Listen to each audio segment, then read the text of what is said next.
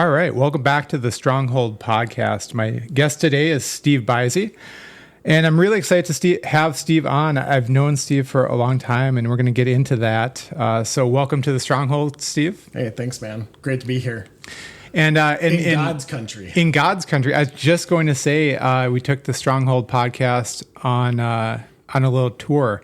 I joked with some friends I was going up to Canada this weekend. On the road in northern Minnesota. Yeah, so I don't know from a lot of people know Minneapolis if they think Minnesota, but are we farther from Canada right now, or are we farther from Minneapolis? Oh, we're way farther. We're only an hour from Canada. Okay, yeah, so that's realistic. Yeah. We're up in God's country. Yeah, man. And it's gorgeous. Where we live down in Minnesota, we have a lot of maples and clay. And the farther you drive up here, you start to see the red dirt and the sand and the birch trees and the pine trees. Yep.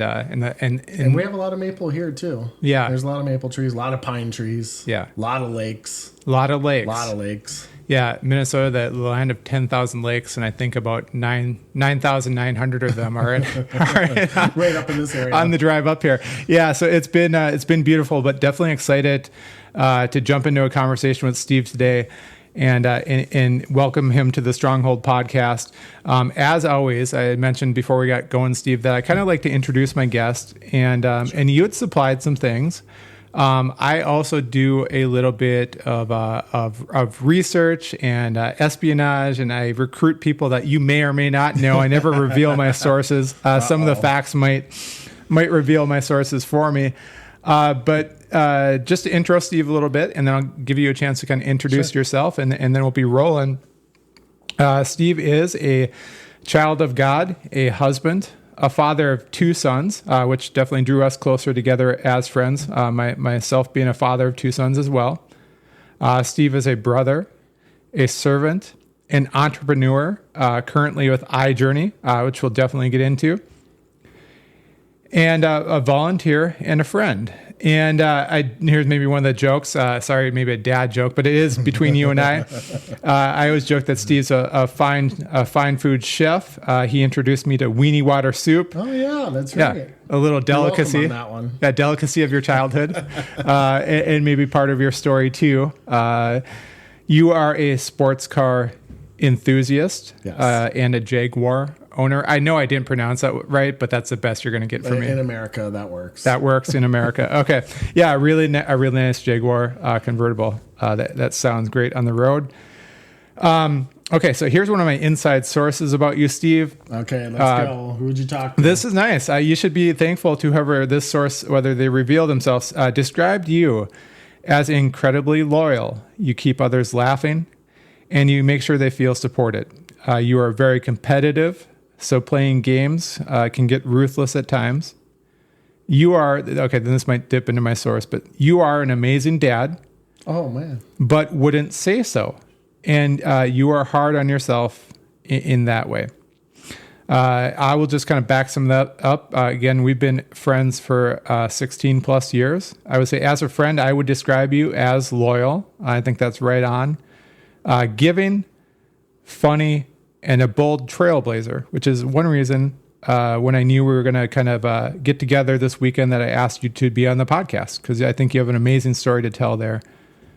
So welcome again to the Stronghold, Steve Beise. And go ahead and introduce yourself. Anything I missed there? Well, the interesting thing is, you and I were talking about this last night. Like, people don't, everyone's story, you just live this story, right? So telling your story is sometimes fun, but I'm a lot like you, where I get to hear a lot of other people's stories, and I don't talk about myself so much. So interesting to kind of tell the story, I guess, here, and we'll see where this ends up going. But it's been an incredible ride. Love my life. A lot of challenges, a lot of heartache, but a lot of positive, right? And tons of growth. If I go back from middle school kind of time frame where I had some big things that happened all the way to today, there's been tremendous amount of growth through the whole thing. And then I do feel like, being a servant, right? So generally in business settings, I don't talk about myself as child of God. but I really look at myself that way. And that was a big thing that came around for me several years ago, decade ago. Am a husband, got a great wife, Lynn. Couldn't really ask for a better wife. Wonderful, wonderful woman. 2 kids. Our kids grew up, got in some trouble together once in a while, right? So those days were pretty fun. I got a great brother. Lost a brother to I don't know, addiction and I'd almost say suicide. And then all the business stuff that we've been doing and that kind of stuff over time. So that's a little bit me. Pretty much grew up in Minnesota for the most part, and now living up here in God's country, man. It's been amazing. Yeah. You mentioned a lot there that I definitely want to talk about. But I think setting up where you're at now, kind of stage in life. You moved to 4 hours north into northern Minnesota. It's the middle of nowhere. Yeah, from where we got to know each other. That's an adventure and an opportunity to serve. And I definitely want to unpack that. And then, it's interesting. Asking you to be on the podcast really coincides with a group that I'm in of individuals who are really finding value in themselves, being vulnerable and kind of exploring the areas of their life where they need to level up and where they need to perform some self-assessment. And it can't be someone else's fault any longer. And they don't want it to be. They want to improve. And we actually had a conversation within that group this last Friday talking about, is it time to kind of burn the boats or is it time to anchor in the harbor? And the idea is, as you level up and you find value, or you see that there's more to life than, let's say, you aren't satisfied in your career and you want to make a change. Well, when you even envision making a change, you have to see some worth in yourself to say, someone else would want me, or I could be valuable in another scenario, or I have a skill set that I can bring to the table. And with your iJourney, and so, maybe we jump into a little bit of what that is, but I would love to hear when we joke about like weenie water soup and when we joke about kind of how we grew up. I think there's always an origin to the individuals that would take a leap like you've taken. So maybe if you start with iJourney and then back up to why you think from an entrepreneurial standpoint, what made you an entrepreneur? Because a lot of people talk about it, but you did it. And that's why I mentioned in description of the friend, you're a trailblazer. I've been doing this since I was since I was in middle school. Right. So I've taken all these risks over time.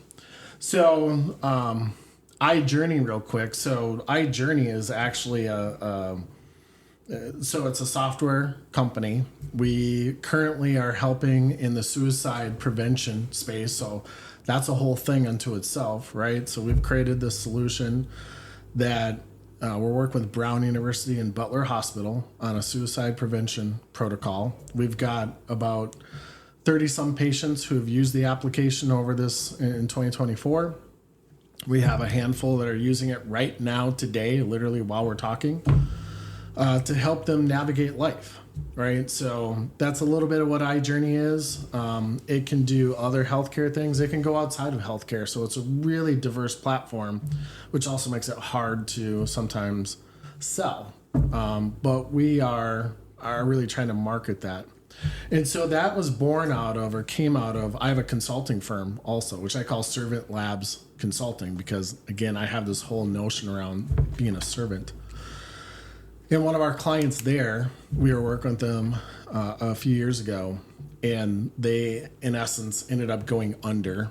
And the board and the investors loved what we were doing, and they're like, hey, you understand this, why don't you buy this and keep this dream alive of helping out suicide patients, right? So we bought it and fixed it, and then now we're working with Brown and Butler. But on that entrepreneurial side of things, I think if you go back, I had a pivotal moment in high school. To me, is the genesis of where all this really came from. And I grew up on a farm in northern Minnesota, not this far north, just north of the cities. And I knew the farmer's life. Right, that's what I knew. and and then we moved into town. My parents got divorced, and we moved into town, and I started seeing how city kids live, and going to school there, switch schools. And the big aha for me, working with my marketing teacher at the time, Mr. Schulz, which I love Mr. Schulz. I wouldn't be here today, and I wouldn't be who I am without Mr. Schulz, Roger Schulz.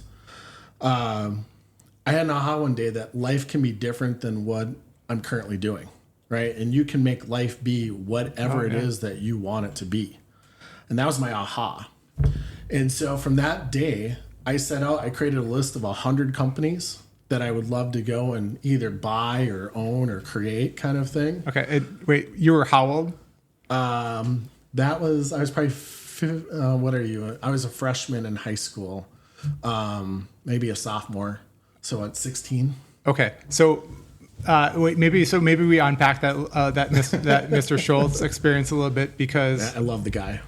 An aha moment, and then when I was a freshman in high school, I was thinking about girls. I was not thinking about the 100 companies that I would like to. I wasn't really thinking about that, right? But okay. So what was that? What was the aha? What did he kind of reveal to you that because I like that life could be different. I didn't realize that until I was probably in my 40s, to be honest. That to me is a pivotal moment, right? So I had an uncle that was CFO for a major NFL team.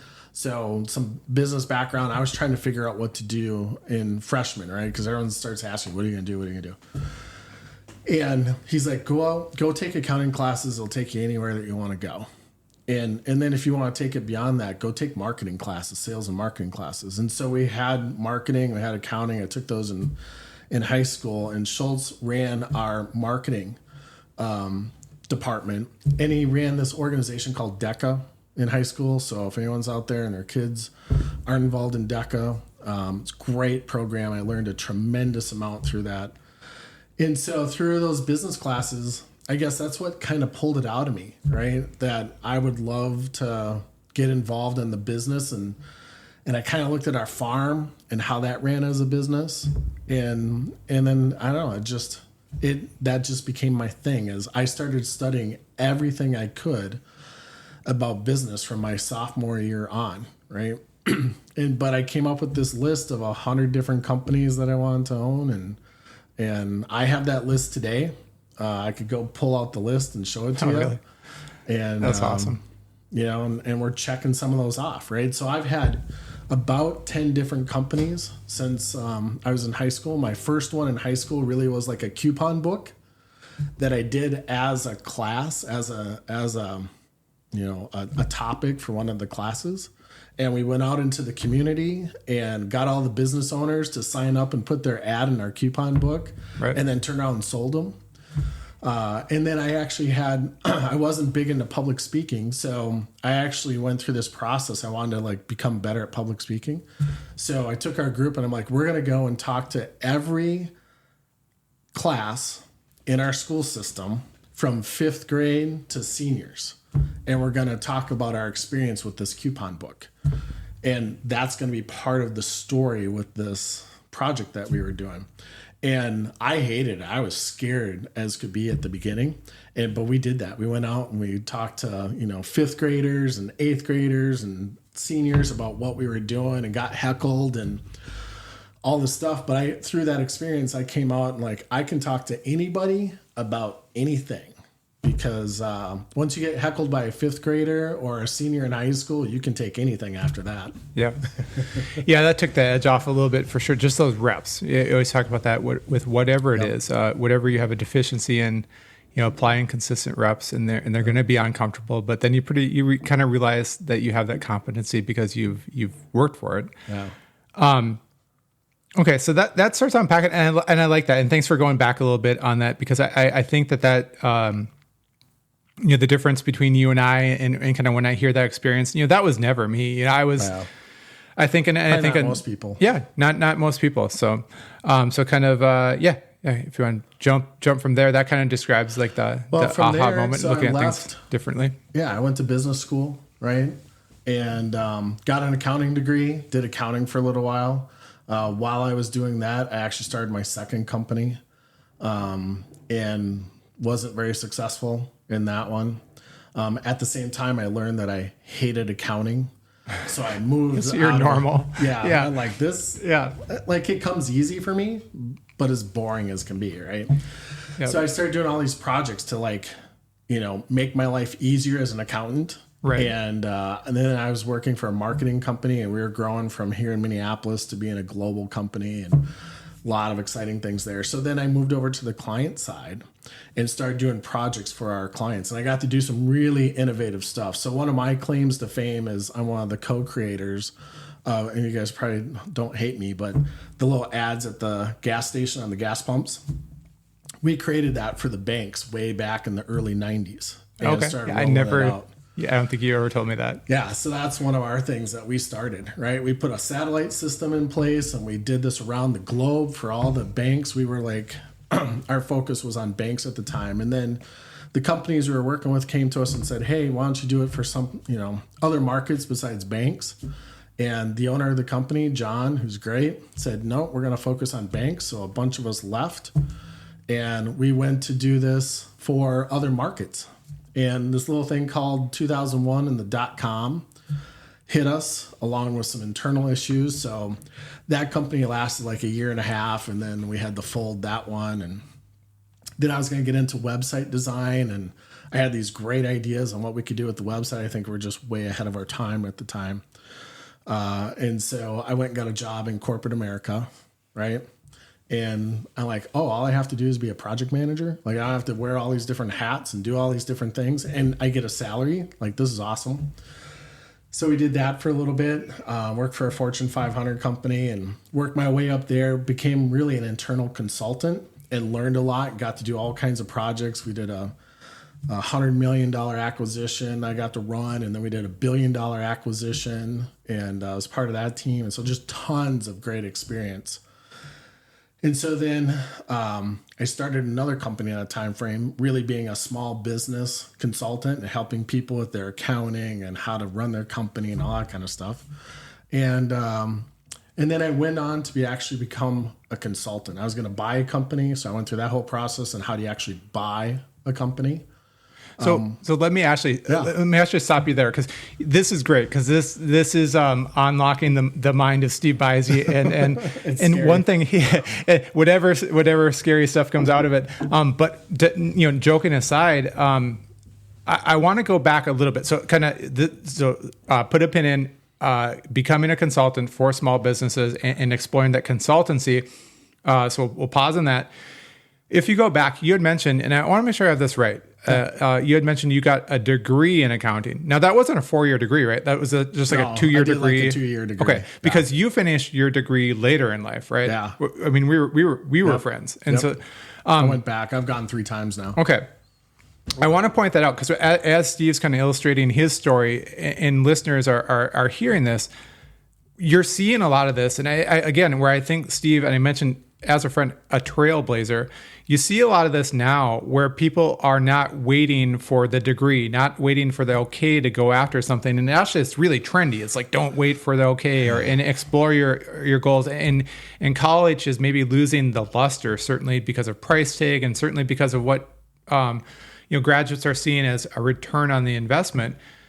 You were kind of a trailblazer of that, in a way, because when I hear your story, you're like, I saw life could be lived a different way, and I just started doing this, and then I built on top of that, and you're off, and you're up to consultancy now. But I just want to stop and say, it's not a novel idea. The idea has been around a little while, and I want to give you credit for that too, because I think that's one of your best qualities. Is like, I think maybe I'm analytical by nature, so I'm like, okay, it's this step into this step that provides this opportunity. And I love a progression, but you don't think like that. I don't. Okay. And actually, my wife probably gets, which may be your source. She's been upset. She actually just mentioned this the other night. Like, I did the 4-year degree, right? Went to get a general business degree, and I went all the way through the program, nights, weekends, and got to the last class. I had one class. I did my capstone. Great job on the capstone. Got one class to do. My whatever that role is, the guy messed up my class, so I couldn't take it, right? So then I didn't get to graduate with the rest of, and 2 of us had this issue. And so the next year I was going to finish the class. He messed up again. And my fault for not managing him a little bit better, right? But after that, I'm like, screw it. I really don't care about the degree, right? I got good education. And that's what I love about today is you can listen to podcasts and you can read all these books. Like we didn't have this back in the 80s and 90s, right? Like you had to go find this stuff. Yeah. Today it's like I pick up my phone, I carry around more information in my pocket today than I ever did back in the 80s and 90s, right? But to your point, I'm not a big, like I believe in education but you can give me your MBA or whatever. That doesn't impress me. I want to see your results. I want to see what your character is like. And I'm and this kind of gets to probably the core of what we're here to talk about today. I'm huge on the people side of it. And that's what I learned through management and through my leadership. I've managed over teams of over 150, 250 people in my time. And it really comes down to how do you relate to the person? And how do you help them through whatever goals it is that they have or whatever issues they have, right? So one of my philosophies, I think about people in the work setting, the whole entire life cycle. Like they're coming into us and we're meeting them and we want to bring them into our company. I want to help grow them. And if we're not the ultimate place that they need to be, like I get to learn about them and I can't help them with their career, we can't advance them. They want to do something. I have a woman that we're working with right now. She wants to be kind of a nurse or a doctor is what she'd love to do. And we have a healthcare app, which is great. But she's not going to be a nurse for us, right? But I'd love to help her get into becoming a nurse. So, you may not stay with us. I may help you go to another company, another organization, do something. And we may come back. She may help me with something 5 years from now, right? And come back into my life. She may not. So I've had people that have worked for me that have stayed with me this whole entire time. I've had people that have moved on to other things and gone away. I've had people that have gone out there and then come back. So I really think about how we can help people on their journey. We have a great opportunity to be with them right now and learn about them and help them through their situations and help them grow and then have them go do whatever it is that they want to do. And if it helps us, great. If it's time for them to move somewhere else, awesome. So be it. Yep. Right? Yeah, no, I like the contrast, from a learning standpoint you mentioned, and just for, I'm not going to date either one of us. Thank you. Yeah, you are a little older than I am. I would say a little stressed, but we both kind of grew up in definitely corded phone days. If we want a private conversation, it was the 40-foot cord that we could wrap around the corner to the bedroom and close the door if we wanted a private conversation on the phone in our household. So we're both that old. We both were around. I go back to party lines. Party lines, yeah. You pick up, like, who's this? And definitely pre-internet. So describe a little preface there too. But I like as well. I was trying to think. And so we paused the consultancy, so we'll pick up right on that after this. I promise. Because there's a key piece. There's another key learning through all that. Yeah. But I was you talked about relationships and talking about it's not the piece of paper, but you want to, basically you want to know the person. And then when you know the person and you kind of develop that capital with each other, that shared experience, maybe connecting on a deeper level than work at times, you want the best for that individual. And I was trying to, before we got talking, I was trying to think. We've been friends since about 2008 because we moved into the neighborhood that you and your wife Lynn were living in. Yep. It was our wives that kind of got connected. Us connect. Okay. Yep. Yeah. We have with our kids. Yeah. Right? Our kids were young, going to preschool. 2 sons.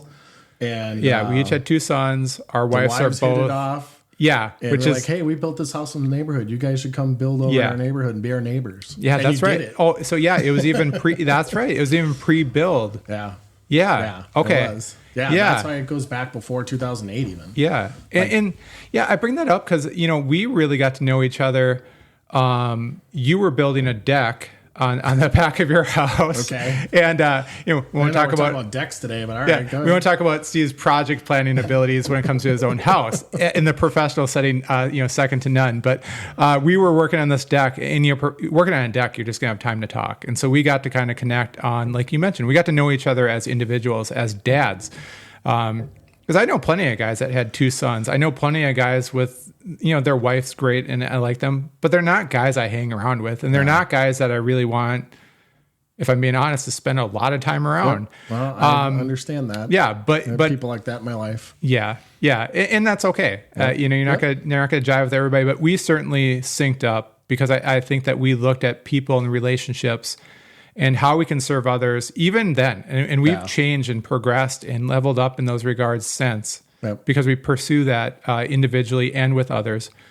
But yeah, I just wanted to point that out. Like it's kind of that not only that non-traditional route, but the way you conduct yourself as an individual is something that I really enjoy about you, because that's how I am. In the professional setting, do I want you to have the skill set? Yes. But are you coachable? Even more important. Are you a good individual? Right. Do you treat others on the team? Do you treat our partners, our stakeholders with respect? And can you communicate yourself? Do you even care about any of that? Or is it just about the paycheck every 2 weeks? Right, in your career. Yeah. So what you actually said there is, I think, kind of illustrates about us, you and I. You came over and helped me with projects at the house, the deck or whatever we were doing. And so it's the servant heart where you go and help other people. My thing is, I've done that. I helped you with some projects. We had Beise A to Z rental, right? Yeah. Well, I will describe that for the listeners because that is hilarious. And it's usually when I called, I would ask Steve if Beise A to Z rental was open for the day, because I moved into the neighborhood. We moved from a townhome. I had no tools. I had no mower. Because we never had a yard. We never had a house that you would fix up. We just had this townhome that was pretty much the associations at the end of the day. And so Steve was ahead of me in the journey of home ownership. And Steve is a connoisseur of tools and everything that I seemingly always needed. So you were my rental service. It was like, okay, we need this. Well, let's go buy it, right? We had it. And so I always point of that was just, I think both of us go and try to help out the neighbors, help out people at our church, help out, people at work. I mean, we've had a lot of these conversations over the years around, I just think it comes back to just helping people. And to me, that's what business really is about at the end of the day. We've got two key stakeholders that we're trying to help all the time. We've got our customers that we're working with and we want to help them. And then we have our employees, right? And a lot of people think, well, employees are here for us. I really think that as a business owner, you really start to understand this. Like these employees they can work with anybody they want to work with, or at least this is my view on it. They can work with anybody they want to work with. So the fact that they want to come and work with you, come and work with us and be part of our team is amazing. And I'm so thankful for that, right? And so part of my job is to help take care of them and help grow them and help them however I can, if I can, through some of their challenges. I can't do everything, but it just comes back to me at the end of the day. It's the servant leadership in everything I do, whether it's at business or it's at home or it's with my neighbors or it's at church. How can we help other people? Because everybody's on a journey. And when you really get down to it, I have a coaching business also. And through that, I've learned, I've worked with some big names and leaders in the coaching. And when you get to know people, you could think there's somebody out there that has everything together, right? Multi-million-dollar salary. They got a beautiful house. They got a beautiful wife. You think their kids are perfect, all the stuff. And when you get in and start talking to them, they've got challenges, right? We all have challenges. So there's always a way that you can come in and help somebody. But there's other people that have a lot more challenges, right? So I don't know. Everything comes back to how can we serve? How can we help out? How can we try to make this earth, the people on it, have a better experience?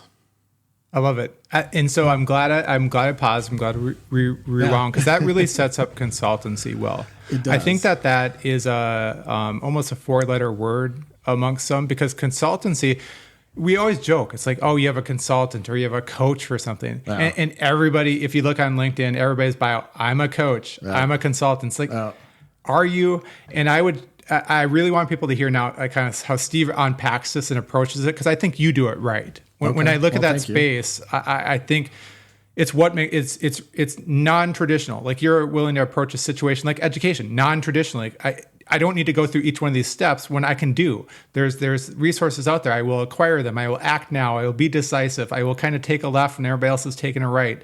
I will value. Just do. Or just people do. Just sit. Yeah, and then maybe no resources. Just do, and then see what resources expose themselves. And then also the component of being relational and understand that relationships, whether they serve you in the long run or they serve that individual, and you can be a part of that by serving them. Yeah. That's the way we do things. And so I promised. We got back to consultancy. Yeah, full head of steam, you're jumping into consultancy. So the Fortune 500 company, Fortune 100 company I was looking for, I just took that approach in that job, right? How can I help people out? How can we think about things differently? It drove me nuts. I mean, I literally went to the executive VP of one of the business groups, and I'm like, we spend so much time and money and energy like running in circles. It just drove me nuts. I'm like, if you gave me $20 million and I could handpick 100 people, I will outperform this company in 1.5 to 2 years. And so I ended up working up to the C-level group of this huge company and kind of really consulting with the C-level group on some of these innovative ideas. And I didn't think it was innovative at the time. To me, it was just like, we got a problem and we could do this differently than we're doing it now, right? And that comes back to that you can do things differently. And so if you got a blank piece of paper, how would you do it? And so through that, like I said, I was going to buy a company, and then I didn't. It's a competitive whole story there. But I got into a startup consulting firm in the Twin Cities. And I really want to become a consultant. What does that mean? Right? And what does that really look like? Because I was playing this kind of consultant in the Fortune 100 company, but not really. And so then I got to learn how we actually do assess situations and really do what I call true problem solving, and really understand what the problem is, and then going and creating the solution is the easy part. It's understanding the problem. It's the challenge. And then through that, I said I wanted to, I told the owners when I first started, I'm like, I was going to buy a company, but I could go start a consulting firm. I'm not really sure how to do that. So let me come join you. But I'd love to be a leader here if it makes sense.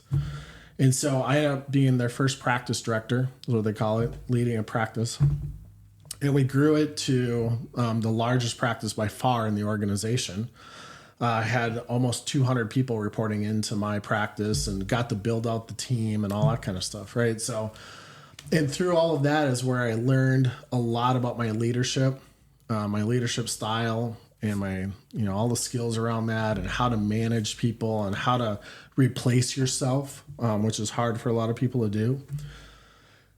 And, we're working with Fortune 500 companies, startups to Fortune 500 companies, a lot of Fortune 500 companies names everyone on this podcast is listening to knows. And so it was great. I mean, one of my experiences, we went into a healthcare system that I held on a pedestal.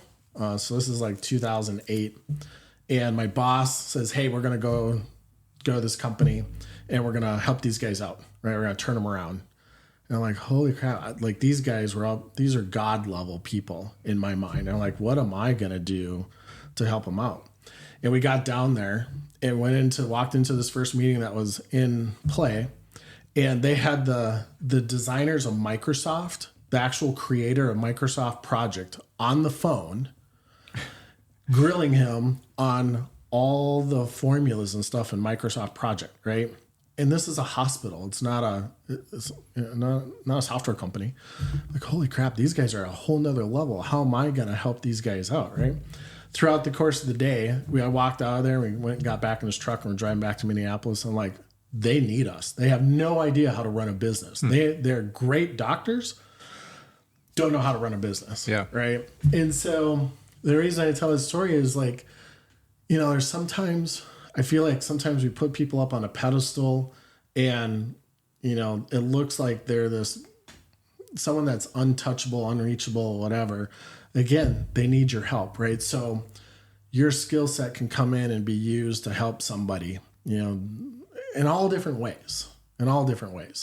And so that was another pivotal point for me where I put more value in myself, and like I went from that morning of I don't know how I could ever help someone in this like what am I going to bring to the table, to that night I'm like, holy crap, this is how I can help them. Boom, boom, boom, boom. Right. And we all have those gifts in different ways. So if you're not doing that today, and this is what I try to do with my employees and pull this out of them was, what are your gifts? What are your skills, and how can you use that? And then if you've got gaps or you don't have the confidence, how can we help build that up in them? Right? Yeah. I think even making that realization, whether that's a team at work or whether that's a community that you're in, or your kids or your family, the idea that we function together as a group, and that within that group, if you think about it, if someone is really high performing or the leader of, they certainly aren't going to be, even if you elevate them to a higher standard in your mind, they aren't going to be able to be masters of all. Yeah. They are going to need, and when you seek your interests as you did, you didn't go a traditional route, and early on, Mr. Schulz impacted you, and you start to kind of reveal that there was a different way to approach things and live life and kind of put things together to, make that paycheck come in the door.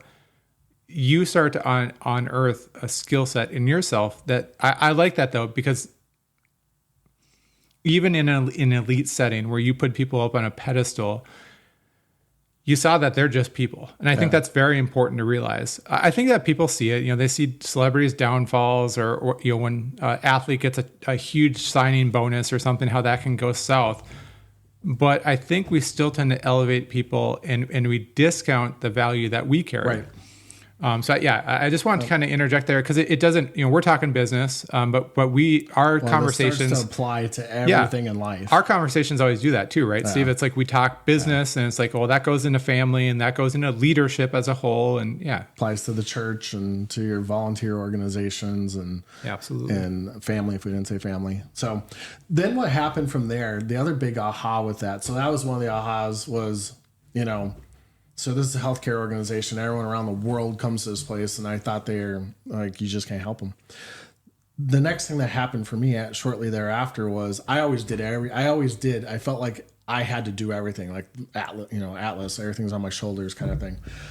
And what became apparent after that is I need the team, right? If you're really going to build something, you're really going to do something. So this is at the beginning of my consultancy. This is 2008 when I was working for this company, and 2010-ish, I had the aha that really you can't go real far without the team.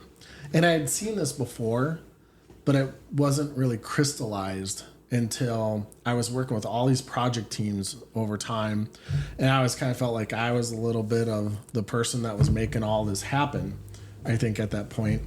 And then I had the aha one day that it really was around the team that makes you successful, right? And who you surround yourself with. So that became a key component to this. And then I think the next thing was I went into coaching. So I was consulting. And this is before everyone was starting to become a coach, right? To your point, a little bit of a consultant. Again, coach. A trailblazer. Yeah. Back then, this concept of a coach was not widely known. And I was like, well, what is this coaching thing? And, and it's like, this is going to be a new thing that's coming. And so I put myself through a coaching program and learned how to actually do, I would call it kind of coaching the right way. And the reason I say that partly was because I got matched up with the former CEO of a major financial institution. I was just surprised. And our first meeting was pretty funny because we did our intro and he's like, well, you must be special because Luke only gives me the special cases. So either you're really smart or you're really stupid. Let's figure out where you're at. Was that the first conversation? That's his opening line. Okay. Yeah. And he taught me a lot. And really it was like the consultant is bringing the answers to the table, which is true, right? We've got some sort of tools in our tool bag, and we're bringing that and saying, hey, how can we help you with these tools that we have? And if it works, great. Coaching really became, you don't have the answer, but how do you pull that out of somebody else? How do you ask the questions to get them to realize, they've got a confidence issue, or they're missing a skill set, or they're overcompensating somewhere, or what have you. And so that was another core component that I started to learn around how to relate to people, right? And not be the consultant role and come in with my answers all the time, but really start listening to people and understanding how the brain works and how people function. And that really took my leadership level to a whole nother level. But inside that, another big aha there was, and through the coaching process, I found out that I was more of a perfectionist, and I kind of knew I was a perfectionist, but I found out how that perfectionist was holding me back. And what it came down to was, and this may surprise you, maybe not, I had this whole thing about I'm not good enough. And so part of this came back to throughout my whole life, like my dad, I love my dad, but like we would wash the car and it was never good enough. You got to wash it a second time and a third time and all these things, right? And I know, I feel like somehow I probably need some therapy on this, whatever, but I feel like that was part of it. And so I had this I'm not good enough thing, which kind of drove me to work tremendous hours and try to be this trailblazer. Like, how do I look at something different than everyone else is looking at it? I think part of that played in there. And so I went and kind of explored this whole notion around perfectionism and I'm not good enough and how that was showing up in my life. And I used to be really intense. Whoever you were talking to said I'm competitive. Like, I was really competitive back then, right? Like, I just almost not lose at any cost. And so now I'm still competitive. I'm not quite as competitive back then because it's not about being the perfectionist. I don't have to win everything.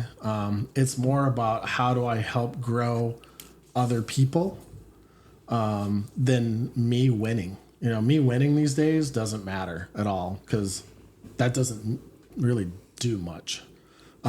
Us winning and helping somebody, not even us winning really, helping someone else get to their goal is what matters, right? And helping them to achieve or get through an issue or whatever it is.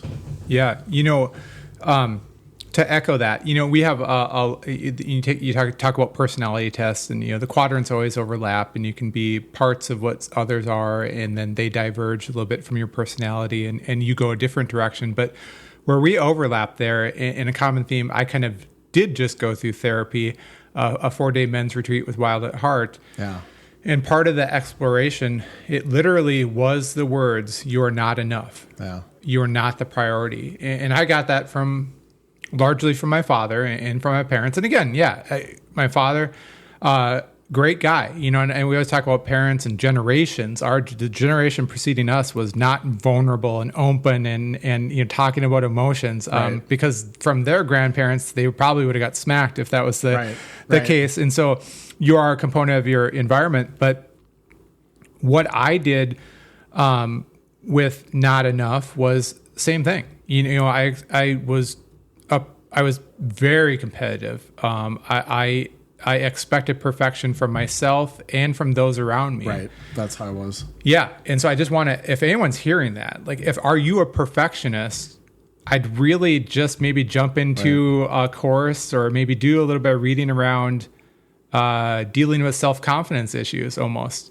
And it's not that I didn't think I was, Ashley, I almost You're probably misspoke. confident in some areas, but there's other areas where you lack the confidence. That's at least for me. Yeah, definitely. I was going to say it's not that I didn't see value in myself. No, it's actually exactly that I didn't see value in myself because no one had ever spoke that into me. And I found that relationship with God and really focus on the names that he would have for me, not the names that the world had provided me through relationships or wounds, not a priority, and not enough. So I just wanted to stop there because, we do diverge, and that's why I like talking to you, because you look at things differently than I do, but we had some overlap there. There's a lot of overlap, right? When you get to it, how we get to some of these intersections is different, but a lot of us have a lot of the same overlap. There's a lot of people out there, when you get down to it, they come back and it's probably resonant. I'm not good enough. kind of thing. And that's according to my coaching. That's what we found. And then, so what does that mean to you? How's that shown up to you? How can you overcome that? And it's different for a lot of people. There's a lot of different kind of forms of that. But it's something to work through for sure. And everyone brings value. We could tell a few different stories on this, but the net of it is, you got to find those people that do value you, right? I wish I could remember the story, but it's like this father's talking to his daughter and tries to get her to go sell some, a car or something like that. And she takes it to the junkyard and like, well, we'll give you $100 for it. Right. And she comes back and tells him like, yeah, now go take it over here to the collector's group. Right. And someone's like, I'll give you $50,000 for it. Yeah. You got to go to the right place to find your value. Yeah. Right. Not everyone values you the same way. So that's a key piece. So keep it on the consultancy journey. You want to keep that going, but you did a couple of things there. One, you got around people who, a couple of things probably happened there. You got around people who spoke value into you, but you also became an individual that spoke value into others. So I challenge everybody out there. If you're discovering value in yourself, somebody else needs to hear that message. So be that individual that passes it on. You talked about serving others, and Steve's definitely emphasizing that message too. But you also mentioned something that I just want to pick out. Sure. Is that you explored a kind of untraditional path, your own method, you trailblazed in ways, but you took time to be an intentional learner. It was not the conformist learner, maybe where it was the degree and the curriculum, but you got into a role and you realized, hey, I need to level up here. And you got into this coaching class and you actually put some formalization behind it because it mattered. I think people trick themselves into thinking, I want to be a trailblazer. I want to do things differently. But then if you look at their schedule for their day, it's like something exploded. There's no intentionality. There's no setting themselves up for success. There's no, if they want to be in front of people and leading a team, there's no intentionality behind building up that skill set or getting those reps in or getting that practice in. You did that. So I just want to pick that out. And I think that's very key. I think it was 2006-ish when I was at the corporate world. I went through their leadership program, which was great. And then, I got some feedback. We did 360s, right? I was on a leadership team at that point. I got some feedback and all right, how can I grow my skill set? So I decided to go to college, which I did. So now I'm 30. I got little kids, and going back to college, not full time, but in essence, kind of full nights and weekends kind of thing. So you got to take time to do that, right? My wife and I had a conversation like, here's how I feel like I need to grow. And we agreed to do it. And that was like 3 years to go through that program. And then same thing with the coaching thing. I'm like, all right, I want to go learn this. I want to go do this. And I've done a couple other crazy things in that time frame that kind of helped grow me. I did this project with the Proudy Project here in town, and Eric Weinmeier and his organization, No Barriers, which I just a quick plug for Eric. So Eric's the first blind man to summit Mount Everest. And amazing. He's got No Barriers, helping out our military vets who lost limbs and whatever. Go check out what Eric's doing. He's just another person that gave me great inspiration. Has done amazing things in his lifetime, is doing amazing things, and he's got his organization. So I spent some time with Eric, who's another person that kind of helped me grow and that whole thing. And then doing the coaching. But here's the other aha I want to bring in at that point. So when I went through the coaching program and we started talking about work-life balance, because a lot of people have work-life balance issues. And guess what? I'm helping to build a startup consulting firm that I don't own. So I'm making someone else a bunch of money, right? We're growing the team and building the team, and I'm traveling around the country and mostly the region and just doing all these things. And we're super successful and working with some great big organizations out there and having fun. But guess what? I got 2 little kids, and I started really have this whole, my wife made a comment one night, and she made this several times.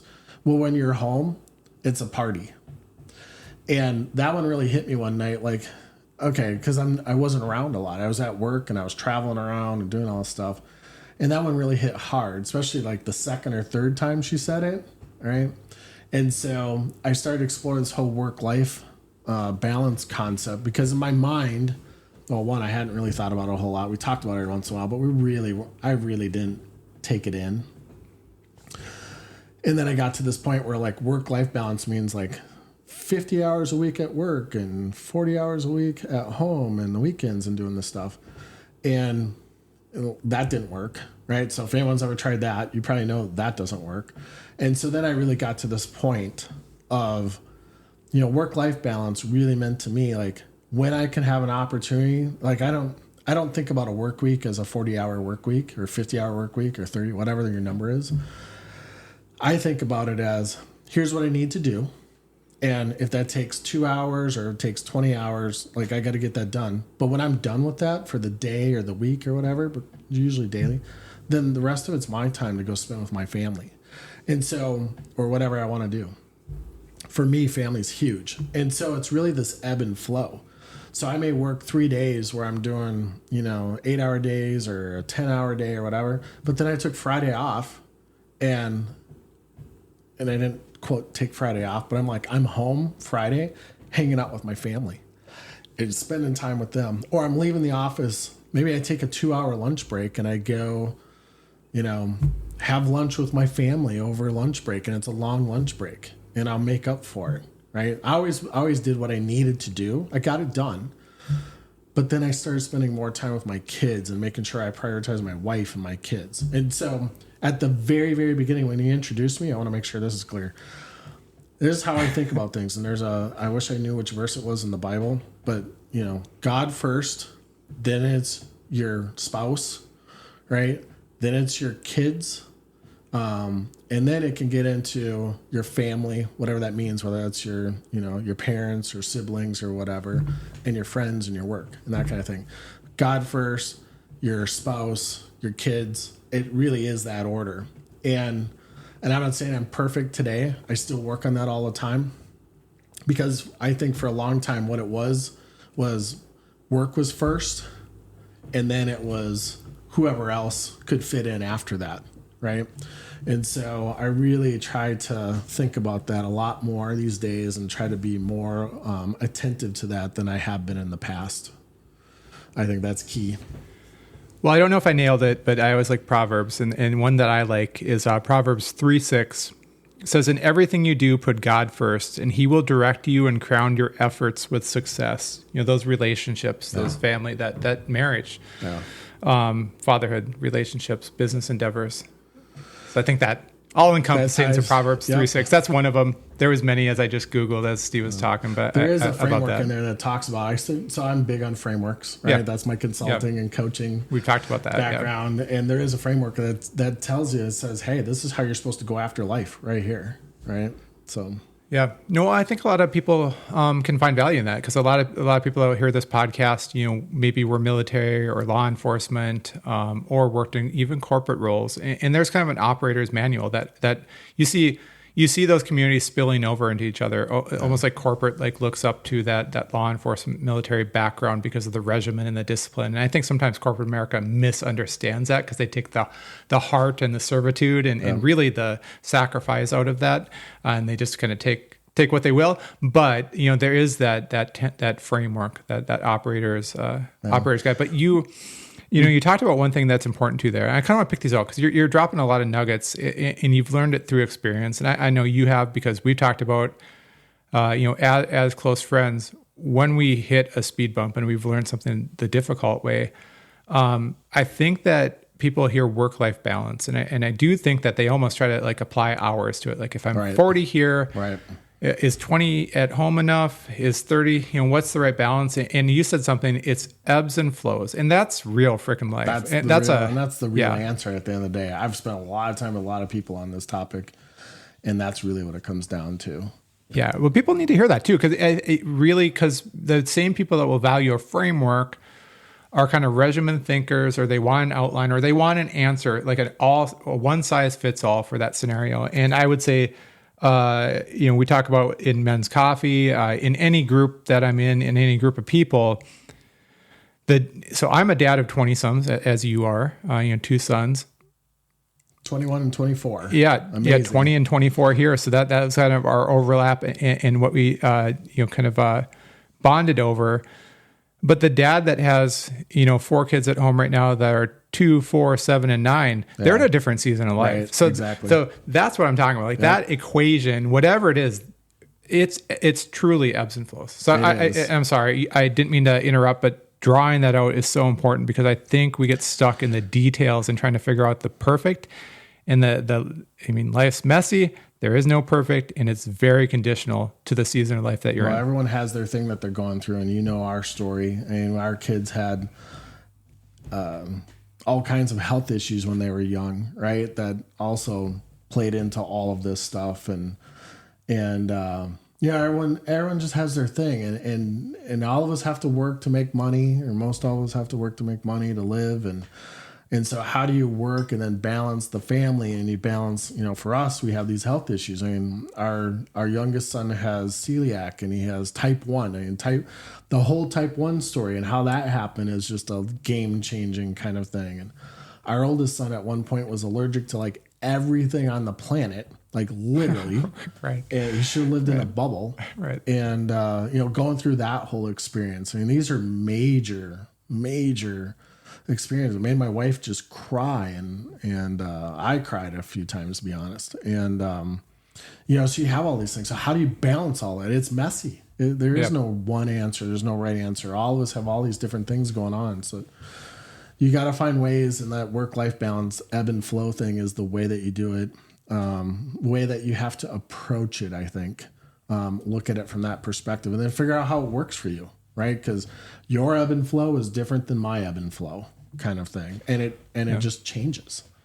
Yeah. I really appreciate, the different approach. The great conversations, the great friendships that you have in life are people that I'm really realizing lately that approach things in a different manner than you would, go at things non-traditionally, but you arrive at a very similar point. Where we are as fathers, where we are as husbands, is a very similar point. Where we've gone outside of that, diverged a little bit.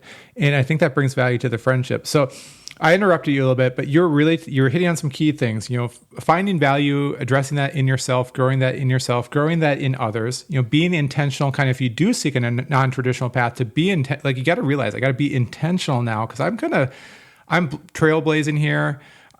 That might look like making mistakes and learning as you go, but really seeking out intentional ways to build your skill set, market yourself, because you're not applying for a job, you're creating the job, you're creating your value, you're literally getting someone in front of someone saying, I am worthy of coaching you, you need coaching. Yeah. I am worthy of consulting your company needs consulting. And then you've gotten yourself around influential people, and now you're progressing in your career. So I interrupted you there, but I do want to back up because you're dropping so much. There's so much knowledge that you're people interrupting. You're seeing, you've got some takes on what we're talking about. So things like gems. I would say gems that you're really throwing out. That actually I can't wait to get back and listen to this, because again, this is why I love talking to you. So hard lessons through life, right? So. One of the other things and all that and I got this from some time in church and going through some of our programs that we did in church, is trying to be in the driver's seat, right? And again, it comes back to, I'm trying to, like when we went to the consulting firm, or when we were starting all these different companies, and I haven't even talked about all the ones I started along the way there, but I felt like it was on me to do this, and I have to drive this, and I got to be the person that's got to figure out what the problem is and what the solution is, and pull the whole thing together. And part of that's my project management background, and but part of it is just being in the driver's seat. And there's so many times, and I'll tell you the lessons, like when Conrad, our youngest son, who was diagnosed with type 1, I mean, that night we brought him to the hospital, and the doctors came over to us and said that, we don't think he's going to make it. And so you should call your pastor and call your family and come say your goodbyes, because he has less than a 1% chance of making it tonight. You're not in the driver's seat, right? You realize at that moment, you're nowhere near in the driver's seat. And that's an extreme example. But you start to examine that over time. And that was one of the things that kind of made me examine it, was all these health issues that we have. Like, I'm not in the driver's seat. So, I found another analysis we did with this is when we were away from church and away from God, my life was really tough. But when we were, in church and closer to God, near to God, and, I'm paying attention to my wife and the kids. And it seems like at those points, even while life was tough, it still was easier, if that makes any sense whatsoever. It does. Right. And what it was getting out of the driver's seat and just lifting your hands up and saying, God, this is yours. Like, what do you want me to do? Where do you want me to go? Who should I serve? And the answer came back. Number one, you serve me, right? Do what I want you to do. Yeah. And then serve your wife, like take care of your wife, be there, right or wrong, whatever it is. Wives like security. They like financial. So take care of them financially, for instance, right? And be a husband that's there, present. I think I heard you on, we've talked about this, and I think some of your other podcasts. You got to be present. You got to be there. And in the moment, not on your phone. This thing that really bugs me, something to say, is, like I'm at the dinner table and my phone's away. And I used to be guilty of this. I was taking the text messages or whatever. Nowadays, like my phone's not even, I guess it's over there, but upside down, which is a whole nother thing. Be present with whoever you're with. Yes. Right. Just like this, I'm here, I'm in this conversation and not taking phone calls, not doing text messages, not doing email. Same thing with your spouse and your kids, or your team members, right? Your employees. Be present with them at the time, So there's I don't know, that's a key lesson. I like that, and let me point out a couple of things. One, when you are that same person, you mentioned with your spouse, your kids, your coworkers, when you're present in those scenarios, many times you're the same person in those scenarios. And I would say that gives two things. One, when we talk about assigning value, that's the easiest way I can recommend to assign value to an individual is to, when you're with them, whoever them is, be present. Yeah. Have them know that they matter, that you're there with them in that conversation. Yep. And there's some conversations I don't want to be in with people. Right. We were joking kind of last night about names you give your coworkers, and when you find yourself, quicksand was one, because when you get in a conversation with her, you're stuck, and joking about those funny names. But in even those scenarios, there is an opportunity to serve. God. Hey, if you believe in God, you got to think about yourself sometimes, and certainly other people, that there's people that God thinks like, could you please get this right? Like I've given you so many opportunities and you are such a messy person, but he sticks with you and he's there for that conversation. So we can mimic that behavior. Another thing that you said is, and this would be the challenge from a Christian perspective. Like if you are not a Christian and you said something, when we were closer to God, life was easier. When we were not close with God, life became more difficult. And last weekend, we had a celebration of life for my buddy Andy. And his wife, Rachel, came up and she said, something to the effect that even in the midst of immense struggle, which for them was a prolonged cancer battle, many operations, many surgeries. As critical and as extreme as a scenario can get, they lived through it. Even in the midst of struggle, they found joy. Yeah. They found Which that is hard to imagine sometimes. Hard to imagine. Yes, in the most extreme scenario, and it was because of their relationship with God. So what I will say is, it's not a call to follow, but if if you can't find something in your life that you draw closer to, that will not fail you, and many people, that's a marriage, and then the first time that marriage falters, they fall apart. Right. So I just want to say, just to throw out that idea, an image in listeners' heads is what are you anchoring to?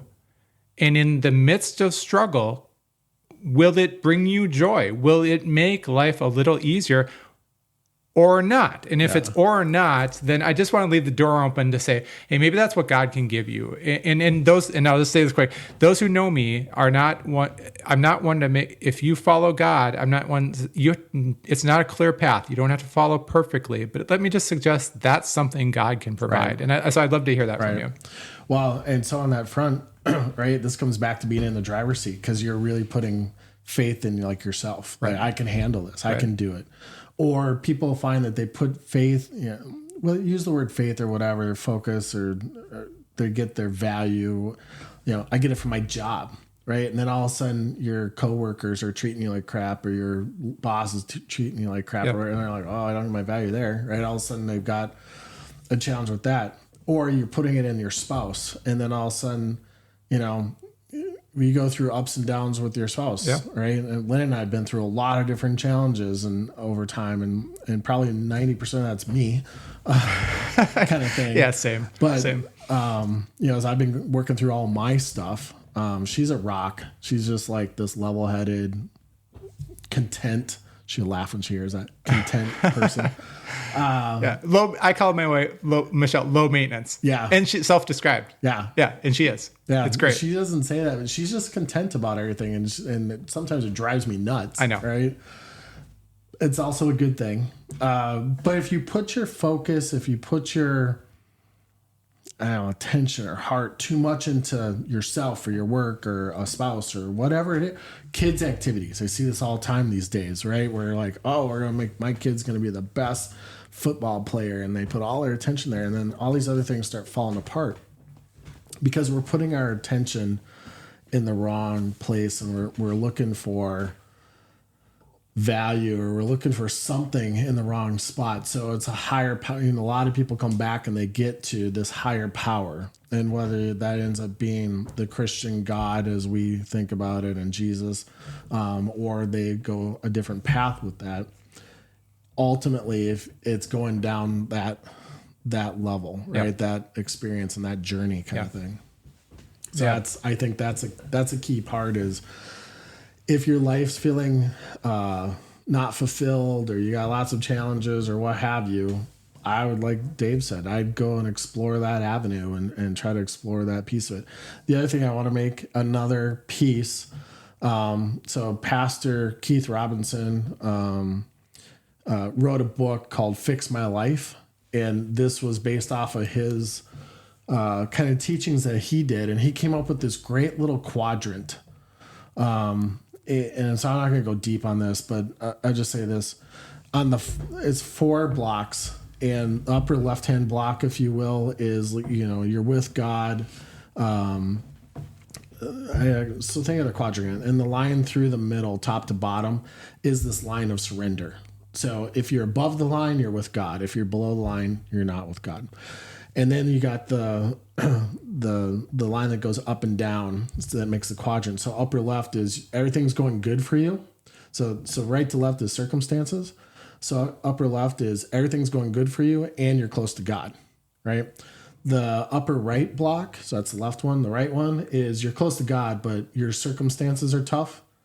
And then you go below the line on the left side, you're not near God, but your life is going really well. And then you got the bottom right hand one, which is you're not near God and your circumstances are really tough, right? And so for me, I feel like, we try to stay above the line, but know that your circumstances are going to come and go, right? At the time, we actually did an assessment one time, and we literally said, we were sitting in church with PK, and we're like, oh, we're in box 1, we're close to God, everything's going great. And then that was like September 1st, September 19th, I think it is. We were in the hospital with Conrad, and he was gonna, probably die that night. Yeah. And then you fast forward another month and a half later, Lynn's dad passed away, and there's all kinds of. We moved to the far right really fast. Yeah. And I've kind of been there ever since. That's 11 years ago today. He passed away, and there's ups and downs, or back and forth, but a lot of challenges, right? And so how do you stay positive in all that? Well, it's not about us. It's about putting our faith in God, and then working with others and trying to help others out, and just understand these journeys and what is going on in people's lives and how you can help out with that, and get involved in things like iJourney and suicide prevention and all that kind of stuff. That's bringing value to people on this planet. And that at the end of the day is, we're serving God's people, and we're trying to help them. And then that's where I get that's where I get kind of my joy and my fulfillment that keeps me going on those days when I'm down or maybe even depressed or what have you. Is we're doing good work, and I've got a great wife. I got God, and I got a great wife and great kids, and we're doing this great work. And just remember that. Yeah. Well, and that's a great transition, because I definitely want to provide you time to talk to your current endeavor with iJourney. And because I've kind of seen that from afar, literally, when you decide to move closer to Canada from afar. But this was a chance that I saw you yet again in our friendship to trailblaze and to take chances. And I want that for myself. I want that for my wife, my friends, my family, my sons. I want them to feel valued enough, and I want them to live adventures in life where they take endeavors that are not traditional, that are risks. And so you're in the midst of that right now. Yeah. And there has been tremendous good. So maybe you want to, like, as you just did, maybe reiterate the mission of iJourney, what you see as an opportunity, maybe where it's going, or how you'd explain current state. And because we see you, we understand you as an individual, someone of value, that provides value, that builds others up, that serves others, that is intentional, non-traditional, trailblazer in a lot of circumstances, but intentional. You get around the right people, you pull in the right things, and you at least realize that on that quadrant where you are, and you kind of, I think it's an important realization too, is that the constant in that is where God was in that quadrant. Your life and what it throws at you and the circumstance, as you mentioned, beginning of September to middle September, that's life. That's life. Life is going to shift on you. And if life isn't shifting on you, if you're sitting down, grab your seat and get ready, because it's coming. It's coming. And that should be a younger person. Yeah. Right? It should be expected, and it should be okay. So maybe kind of kick into your iJourney. Yeah. How would you explain it? So what is iJourney? Maybe in a little bit of depth, and then just jump off from there. Yeah. Well, it's fairly new yet, right? So that's the challenge. So it's a software platform, and the genesis behind it really is to put light on the black hole between any two people or groups of people that are trying to communicate in some sort of fashion, right? So the big thing that I've seen for a long time, and I hear it from all kinds of people, and you probably would even, I don't even know, we really talked about this one a whole lot, but you go to a doctor's office, and while you're in the doctor's office, you're getting the attention and they understand you, right? And then you walk out of that doctor's office, and we're humans. Our bodies change, our lives change, we do things, and there's this black hole. And then you pop back up on the radar 6 months from now, a week from now, a month from now, six months from now, whatever. And now you've got, if you're going to a doctor, you've got probably new problems, right? And so how do you keep the doctor, your clinical team, up to date on what's happening with you? That's one of the genesis behind and I believe this is in a lot of different settings. So we're using healthcare to begin with, and we're using suicide prevention, because that's where the company I bought it from was at the time. One of the things that they were at the time. And I wanted to, suicide is a huge thing for me, because I've had this in my family, right? Lynn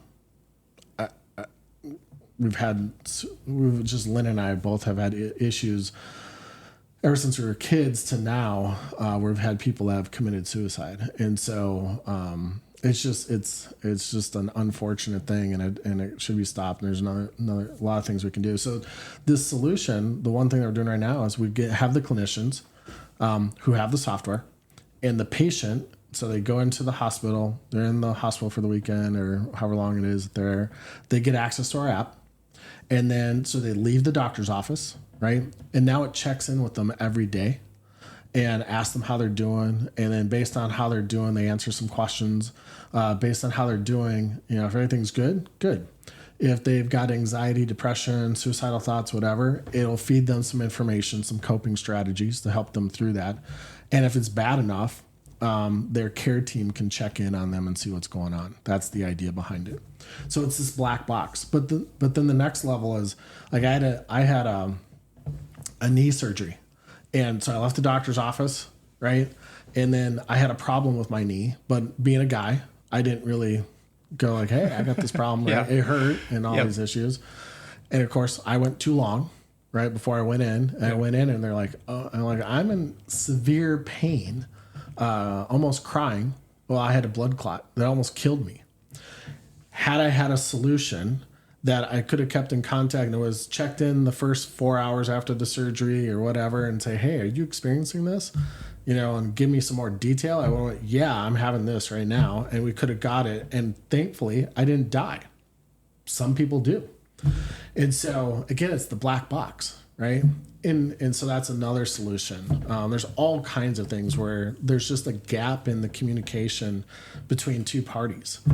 And so that's what this software platform does. But we're focused really kind of in the healthcare space, which has its pros and cons right now it's hard to get the solution into people's hands because of all the regulatory environments and, people not wanting to take risk and all that kind of stuff. I'm like, guys, we've got a solution and it works and we can put it in their hands today, and let's go. Yeah. But we got to work through all that. My own thoughts here, not echoing the sentiment of my employer, but I am in the healthcare space, and we've shared quite a few conversations of that black box is certainly existent, and it's almost strange. You had mentioned going into that organization in healthcare way back as a consultant and saying, how am I going to teach them anything? Well, just not to burst your bubble, even today, those scenarios are so prevalent. So I guess, how should I phrase this? My experience within my employer, due to size, is that we tend to move at an iceberg's pace. We are not agile. Oh, that fast? Yes, that fast. Maybe I'm bragging there. Maybe we're just high performers in the space. But yeah, definitely not agile, not nimble. And we see this when we in my experience where I've been involved with acquisitions of companies, smaller teams, more agile, but really they're filling a niche and they're able to fill that niche. And so with iJourney, unpacking that, that black box exists. We talk about that even in groups I'm involved with. The ability to communicate, the ability to say, hey, my knee hurts. Is that normal? What scale is the pain on? And to have that interaction and that, platform. Yeah. And today's doctors and nurses are so busy, right? That's another piece to this whole thing. Yeah. Nurse can't check in on you every day or once a week even. Right. And so there's all these issues in all these different industries, and we can even look at corporate industries and industrial industries, what have you. So I think it's problematic. So we're just trying to figure out how to tell that story and get it in people's hands. I have people go talk to nonprofits about the suicide thing. And we've done that. Unfortunately, a lot of nonprofits don't have money. Right. They want this free and okay, well, we're a startup and we need to make some money. Yeah. So it'd be great, if anyone out there, always looking for ideas. We're looking for investors right now. So that's another piece I shouldn't say never. I had investors in one other company a long time ago, but this is a different level. So I'm learning the investor journey, right? Have really had to, as the CEO and founder, learn how do you sell this to investors and going through that whole process. And so again, I joined another organization to teach me, right, how to do this. And that's another phenomenal thing about today is we had ChatGPT. We were talking about that last night. And all the stuff that you can do with tools like that is just amazing. So I'm not a big proponent or fan of, you got to go through the education, but don't make that the answer to I can't do this until I get to my certificate and my degree. You can start doing stuff today based on what you know, and you can jump out there and learn stuff. And maybe it's not today, but maybe it's next week or it's a month from now. And most of this comes from experience. Go try it. Be ready to fail. All right. I look at this iJourney journey that we've been on. We have failed a number of times on a few different things, and we're not perfect. And so there's lessons learned and all that. I never had a software company before, right? I've had a cell phone company. I've had consulting firms. all that kind of stuff. I haven't had a software. I'm learning all kinds of stuff I've never knew before. But you got to just be willing. To me, it's just jump in, and once we made the decision, we're going to jump in, and we knew we had things we had to go and learn, and we're on that roadmap to go learn those things. Yeah, and again, I really emphasize, if you're hearing this from a business perspective, what Steve just said, don't wait for the certificate. Don't wait for January 1st if you want to get in shape. Just go do something. Just go do it. Yeah, get active. Yeah. And health. Yeah. Right? Jump in, go learn, that's right. Start doing something. Even if it's just one little thing now, you can make a change. Yeah, you've mentioned along this journey, you've been exposed to people when you've gone out and done. It's amazing how many times you just do something, whether you have a clear path or plan or resources or degree or whatever, the people you come across that can help guide you along that path that maybe are a little farther down, or maybe they're motivators, or maybe they're influencers for you.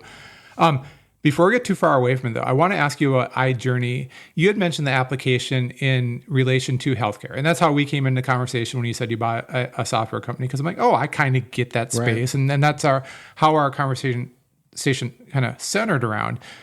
I do want to draw out something important that future conversations start to show me and really piqued my interest is it's not just a healthcare application. Because what you described there is really closing the gap of communication between individuals or devices or can you kind of expand upon like a little bit of the potential about the application? Because I think that's, again, non-traditional, trailblazer, thinking outside the box.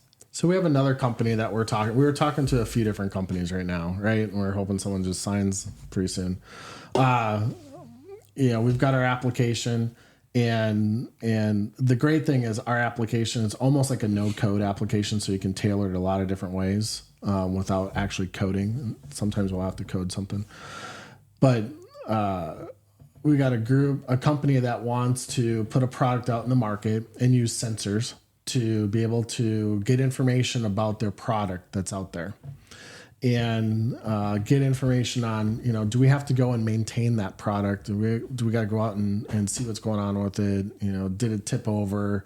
What's the temperature? All these things about it. And so it's a sensor, and we just take the sensor information, we can integrate it into our software, and then we can now communicate that back to the people that need to know what's going on, right? So it's two-party. There's a black hole today. There's not information that's easy to find. You manually have to go from your office out to a site, a construction site or what have you, get this information and make a decision if you need to do something.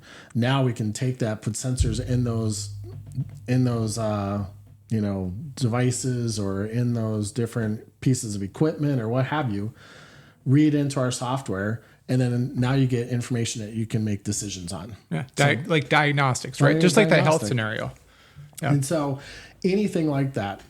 We could have snowmobiles. We could have ATVs. We could have porta potties. It could be any number of things out there where you can go and do that scenario where you have sensors on it. Large equipment. We were talking about that with another company. Large equipment. And it takes the sensors and feeds it into our system, and then we go and give information to the people that need to know, and they can go take action on it. We're talking about putting a CRM component. We have an idea. There's tons and tons and tons of CRMs out there. We have an idea that could really change the market on how you collect information about people, and bring that into a consolidated place and allow you to easily do something that today is manually and hard to do, right? Especially salesperson, business owner, we see this all the time. $50,000, we can go and update our software, and we may have a whole new CRM product. So this platform is very, very expandable into other areas, and so that's why I liked it. Yeah. That's why I decided to buy it. The very first thing was the suicide prevention. That's a huge component, right? But yes, we can do a whole bunch of other stuff and all kinds of. So we're trying to come up with all these different use cases. Yeah. That we can put out there and say, here, we can do this, and we can help solve these problems for you. Yeah. No, I like that. And thanks for expanding upon that, because that's one of those things is like, as we opened up the conversation. When you're talking about yourself, you kind of don't know to expand upon your story. You realize what you've shared with others. But I picked that up at, just as well. We need marketing help. That's what we need. That's marketing help. Yeah. So I helped you right there. Yeah. Together, right? Tell your story, Steve, because you got one, and I like where iJourney's going. And you never know who's listening or who you'll come across. You never know. But one thing also that you ended there. So there's two things. One, to kind of go back and outline that. But maybe kind of as we, I always say putting a pause on a conversation, because I think we could talk. We could talk for hours and hours. Yeah, and we just scratched the surface. And I see that. Like I see that. And this conversation was important because Steve went out and he's pursued and he's trailblazed. But you're on a new path right now that you pointed out. And I think it's not only, we'll talk about it with iJourney, but I think it's where we're even at as fathers right now that I kind of wanted to draw upon. And so maybe it's too multifaceted here, but you've been the grunt, in a company. You've been the biweekly paycheck. You've been the consultant. You've been the coach. You've led. You said you led 200 people in a practice, and leader, coach. You've been intentional with your time. All that, I don't think without all that you get to where you're at right now. And where you're at right now, I would say, for lack of a better term, or maybe the precise term, is journey of a founder. Yeah. So, Journey, you are now a founder.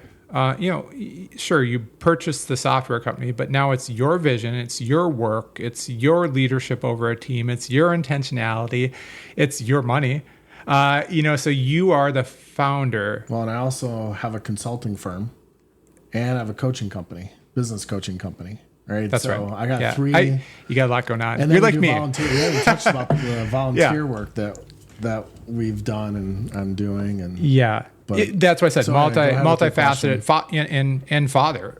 To our sons, 20-some-year-old sons are much different than when you have sons directly under your roof. It's definitely, you're managing remote employees in that scenario. And we all know how that can go at times. That's a whole journey right there. That's a whole journey right there. Grow up and become adults and going through all of that stuff. And they're learning all kinds of lessons and messy lessons. And how do you help them through that? You try to set a good foundation for them when they're at home. Yeah. And, we've always talked about being productive citizens and helping other people out. And it's fun to watch them on their journey and they got to make mistakes, right? And sometimes it's hard as a parent letting them make mistakes, but as a dad, that's part of all right, he's got to learn to fall down and he's going to skin himself and he's going to have bank fees and, whatever's going to happen. Right. And then we'll come alongside them and try to show them how they could have done it differently. Yeah. And at the end of the day, our rule is always we're not going to, it's not our life. So they got to make their decisions and we're going to try to prop them up and help them and coach them and educate them and whatever. But I always tell them, this is your decision. You got to figure out how to do this, because if I make the decision for you now, my son the other day was like, Dad, the first time he's ever said this, he's starting to come around because he used to know everything. And then now he's, Dad, could you make this decision for me? What should I do? And I'm like, no, I'm not. I'll answer all your questions. And another key is at finding the right questions to ask. Right, that's a big piece. Yeah. So you can explore a topic, whatever it is. I'll help you ask the questions. I'll help you think through what the answers are. But you got to make the decision at the end of the day. It's your life, right? Yeah. When I'm gone, and you got to continue on. This is trying to help you get through life. This is, unfortunately, your decisions right now aren't all that big, and they seem like it, but they're really not. What we're talking about. And so that's part of being the dad and trying to help your kids. And there's just that whole piece to this thing, right? Yeah. I change the verbiage, when I lead teams, in the workplace or in missions I serve. I don't call them, I'm your dad and you're my kids. But if you just change out some names there, you have the exact way that you manage a company. I can't make this decision for you. I see you're going to mess up, but sometimes you have to make the decision to let them mess up so that they better themselves in the long term and are able to learn from that. So yeah, because you're in a we collectively are in a different stage, but specifically you are in a different stage right now. That journey of a founder. No, it's not the same. So how is that going? Like, what are you learning from that? Where are you being intentional? Oh my gosh, so I've started companies before. Almost all my companies I've always started. iJourney was the first one where we bought something and then ran from there.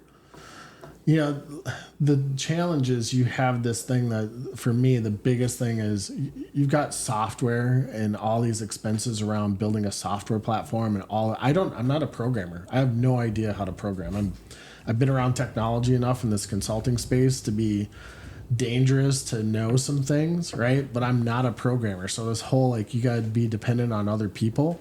I'm dependent on Charlie and our team because I don't know how to do it. I know what I'm looking for or what I think the customers want, or talking to patients or talking to people and what the need is and translating that, try to translate it, but I can't do that. So that's part of this journey, is just really in an area that I don't understand, trying to learn it and learn it fast. And unfortunately, that's been a gift of mine, is I can pick up things super fast.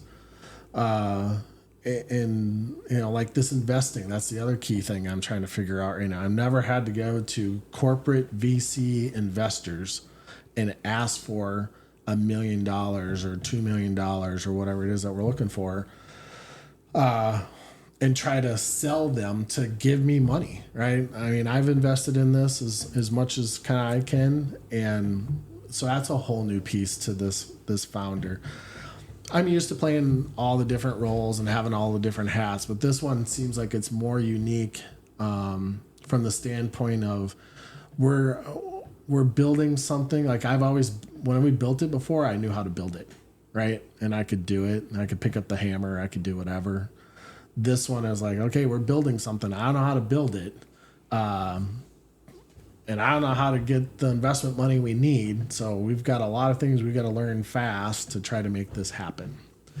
And we've come a long way since we bought it. And, we got, like I said, we got patients that unfortunately are dealing with suicide, that are using it. I told one of our prospects a few weeks ago when we were talking to him, I said, just so you know how comfortable I am with this platform, I sleep well at night. But I have people that are using this platform 24/7 who are suicidal. Wow. That's how much confidence I have in this platform, right? And that we can do what it needs to be done. We can do that for you. You don't have suicidal patients, fortunately. And so that's part of the answer. There's a lot of things, because I've been in the leadership role and management roles, and I've done these things I'm really comfortable with.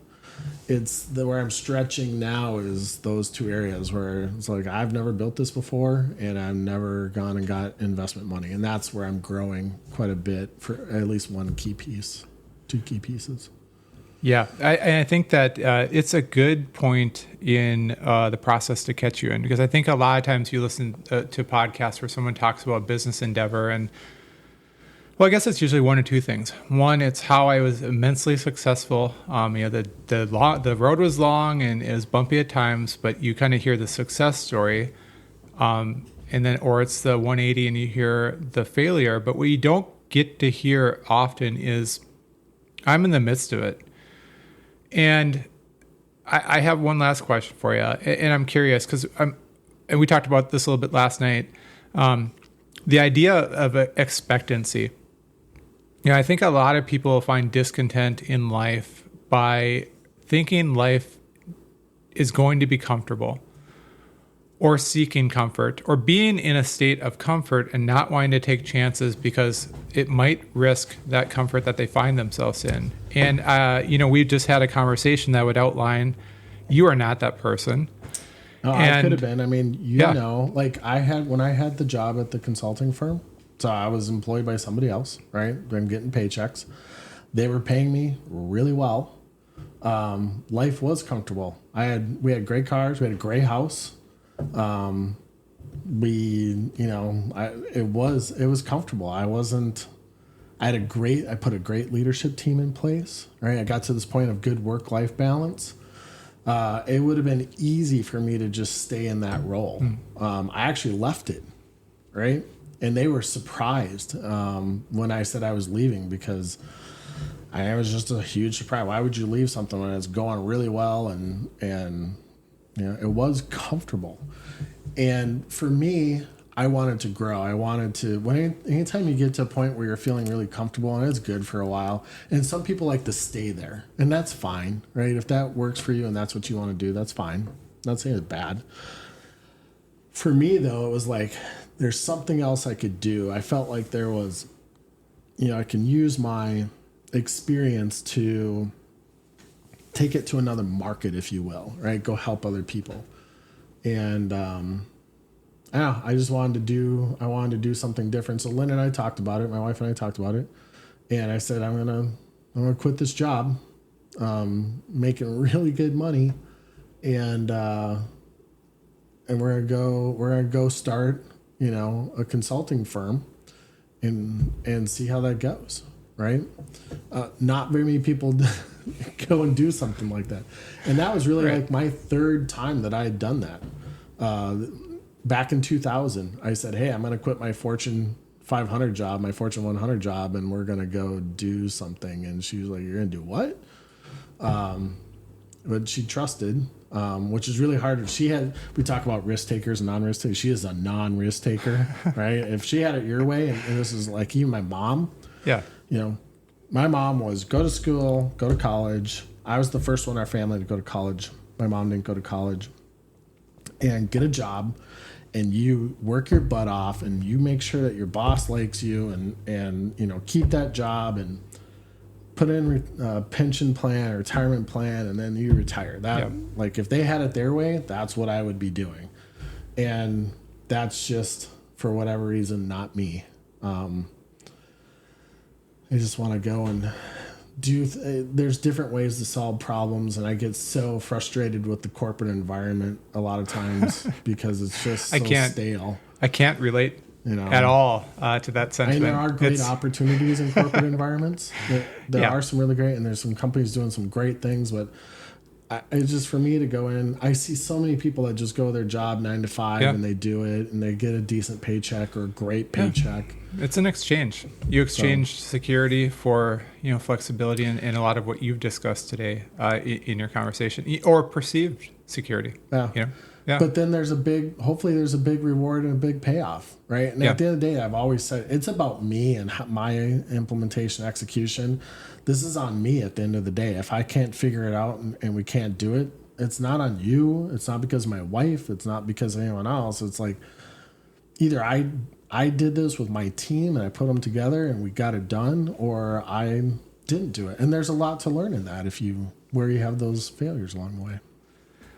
Well, I as I mentioned, this is definitely a conversation that we'll put a pause on. Yeah. I really value your friendship, and again, some of the reasons why I value it is you need people in your life that come from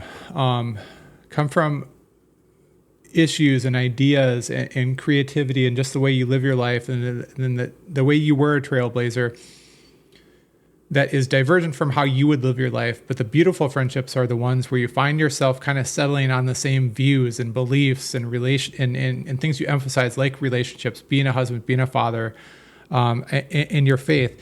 And so I would say this. I want to kind of wrap it up. Then I want to kind of give you a chance to say anything that you'd like to get out that maybe you didn't touch on over the course of our conversation today. But I believe words matter. And you mentioned something, hearing that you were not enough. I think it's something that we said we shared. And when I went on, that 4-day men's retreat with Wild at Heart, I had a chance to get away from the life that had given me that label or that feeling about myself.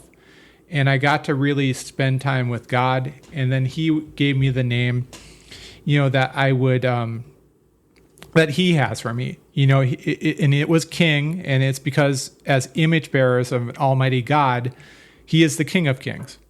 And so if we serve Him, if we follow Him, if we mimic His model for us in our lives, we are tasked to be kings. So in you, I just want to address Steve, and again, giving you some time to get anything out that maybe we didn't cover. I want to address that, and it we'll just go back to, without even knowing that was going to come up. You said not enough, and I would say no. That's certainly not true. That's something the world gave you as a label. And I would say, from my inside source, incredibly loyal. You keep others laughing. You're a supporter. I echoed that sentiment of being loyal, and we need loyalty in our lives, in our friendships, in our relationships. You are giving, you are funny, and you're a trailblazer. So when life does get messy, and there are those ebbs and flows that I think you've learned to embrace, and you've also kind of on that quadrant understood where you fall above that line with God. When it starts to be not enough, go back to those names and start exploring those, because that's who you are. It's certainly who you are. I think you had Jen on in your first episode, right? And I think it was Jen. I'm pretty sure it was her that said this. She's so I'm not good enough, right? Or whatever that negative thought is that you have. And there's kind of like 5 core negative thoughts that people come back to. And you and I sound like we share that I'm not good enough. She made a comment. So who told you that? God tell you that? Like, who told you that? Right? And I heard that, and I'm like, yeah, there's a few things that showed up in my life where I think I inferred it, if you will. And so that's a good question, right? And this is where it comes back. Ask those questions of yourself. Like, who told you that? Like, if you have this thought, that's a great question. There's another book out there. What's the name of it? It's Katie. What is Katie's book? It'll come to me, and we can put that in the link. She has like these 4 questions that you ask, and the first one is, well, how true is it? Right. So how true is it? That's a great one to have. So, I don't know. You got to break through those challenges that you have. Again, I'm not going to open up any new stuff. I'd love to. We got a lot of things that we didn't cover that I'd love to cover, but that higher power. Whatever that is, for me, it's God and it's Jesus. Spending time there. And again, I got a lot of work to do on that right there. Focus, if you are married and you got a spouse, spending time and really being present with that person. If you have kids, and maybe you're divorced, but you got your kids, being present there. Really trying to understand where people are coming from. And it can be challenging. By the way, my dad adopted me, who I call my dad, right? My parents got divorced when I was 1. My dad and then Gordy adopted me. So I have adopted dad, and I've got my biological father. And then I've got those parents got divorced, and I got step parents, right? I got all kinds of stuff. And everyone's got their stories and all their messes to that. Part of it is trying to understand other people and their background and how they got to where they were, kind of thing. So we got to have patience and understanding and grace on some of those things. And I'm working through some of that also, right? I'm nowhere near perfect. I'm way on this journey. But so try to ask those questions, try to have grace, but try to be present in your people's lives, your spouse or your family, and if you're not there, it's with your parents or your siblings or what have you. Find ways to help others, and don't wait. You don't need a degree. You don't need a degree. It's great to get a degree. There's a lot through that process. Just start doing, if you see a problem, you can help your neighbor, you can help someone at, your church or some organization that you're at, just find ways to help people. We all can help people, right? The hurricanes that happen down south, or the fires are happening out west, whatever. There's things that we can do today to help. I've done volunteer work over in Africa, right? So my help's extended around the world. I have a whole philosophy on that, but, find a way to help others, and just know that everybody's on some sort of journey in try to understand that journey if you can, and give people grace at times and prop them up. I don't know. That's some of my closing thoughts. Yeah. But I thank you. And, you and I've been on a journey together. I'd love to hear more about, you get to hear some of your story through some of this. Yeah. Because you've got an incredible story also. We all do. And, it's fun to sit here and talk it through and tell a little bit about my story. I usually try to help other people. I'm usually in your spot, right? Talking to other people. Yeah. So this is turned it around on you today. A little different for me, yeah. But I appreciate the opportunity. This is great to be here and appreciate it.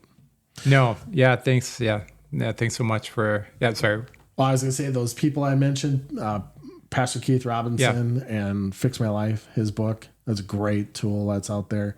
Eric Weinmeier and No Barriers and what he's doing. Yeah, I'm gonna check that out. I remember you doing that, but I don't remember that story. Yeah, it's a crazy. It's a crazy. You spent 3 days in the outback of Colorado trying to get a group of people from point A to point Z. 3 able-bodied. So cool. They counted me as an able-bodied. 2 disabled, 1 in a wheelchair.